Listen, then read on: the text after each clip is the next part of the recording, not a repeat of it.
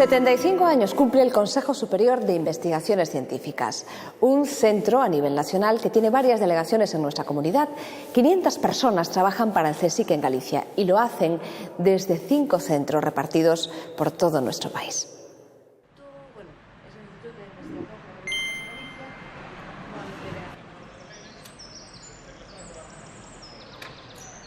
El CSIC, como idea, es centenaria, pero fue en 1939 cuando tomó su nombre actual y la misión con la que ha llegado a nuestros días.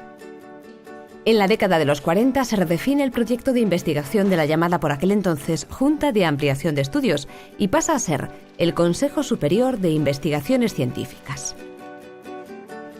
En España, el Consejo aglutina el 6% de la capacidad investigadora, pero es responsable del 20% de los resultados científicos y de la mitad de las patentes del sector público.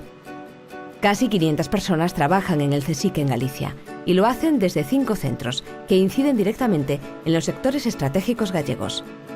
Cuando la gente va a tomar algo a un restaurante, pues, y pide un vino blanco gallego, y pide unos mejillones o pide unas gulas, pues eso es investigación del CSIC.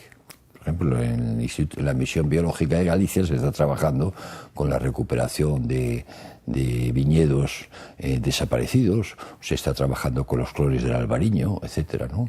En el Instituto de Investigaciones Marinas, por ejemplo, se está trabajando últimamente en la prevención de la marea roja, que afecta precisamente a determinados moluscos de consumo cotidiano. Y las gulas, por ejemplo, es una patente del Consejo de Investigaciones Científicas. Uno de los primeros centros de la llamada Junta de Ampliación de Estudios es el que después dio lugar a esta sede del CSIC en Galicia, la Misión Biológica. Ubicada en Salcedo, en Pontevedra, da a conocer cada día a nivel práctico sus líneas de investigación, que se centran en las ciencias agrarias, en la mejora genética vegetal. Intentamos saber cómo desarrollar nuevas variedades que tengan un valor añadido, que puede ser una resistencia a plagas, mayor producción, mejor calidad, y eso lo hacemos con los principales cultivos gallegos. El Instituto de Estudios Gallegos Padre Sarmiento, en Santiago de Compostela, se creó para dar continuidad al emblemático Seminario de Estudos Galegos. En la actualidad, sus actividades se concentran en el ámbito de la historia. Entre sus líneas de investigación destaca su estudio sobre el linaje, parentesco y poder, la investigación de la pirámide social en Galicia en los últimos siglos medievales. También en Compostela, en uno de sus 2 campus, trabajan los científicos del Instituto de Investigaciones Agrobiológicas del CSIC. Su objetivo de estudio es principalmente el suelo. Investiga el daño que sobre él produce el ser humano y desarrolla tecnologías que permitan su recuperación.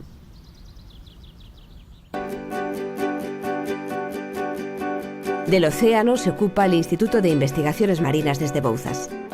Es el mayor de los centros de investigación del CSIC en Galicia y colabora de manera estratégica con el Campus do Mar de la Universidad de Vigo.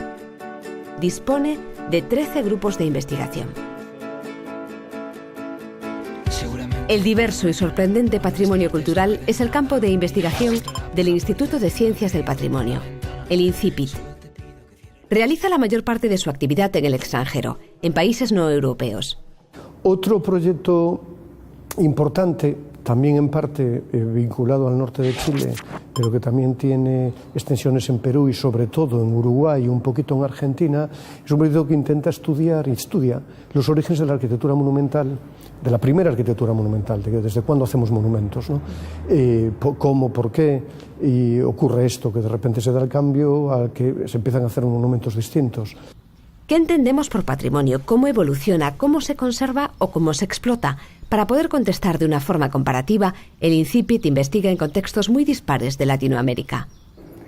Este es uno de los principales edificios del complejo de Caral, en Perú. Ahí hay una serie de investigaciones arqueológicas, también con unos fines de puesta en valor de todo el sitio y de todo ese paisaje.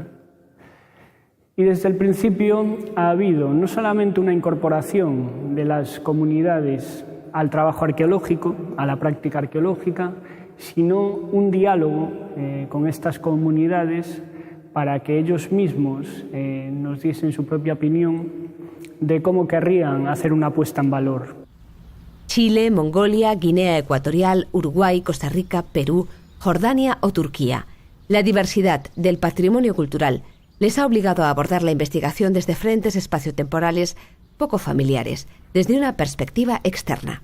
En la medida que entendamos mejor y logremos comprender esta diversidad, creo que podríamos también entender mucho mejor a los otros, ¿no? Y estoy pensando ahora mismo en fenómenos como los que se dan en España y en Galicia, como por ejemplo los fenómenos migratorios. Médicos, biólogos, químicos, historiadores, filólogos, hombres y mujeres de ciencias y de letras se formaron en las instituciones creadas por la Junta de Ampliación de Estudios. Hoy los mismos perfiles desarrollan su labor en el CSIC. Después de 75 años se ha mantenido, ha podido con guerras y dictaduras. Ahora le toca seguir luchando y superar un nuevo obstáculo, la crisis.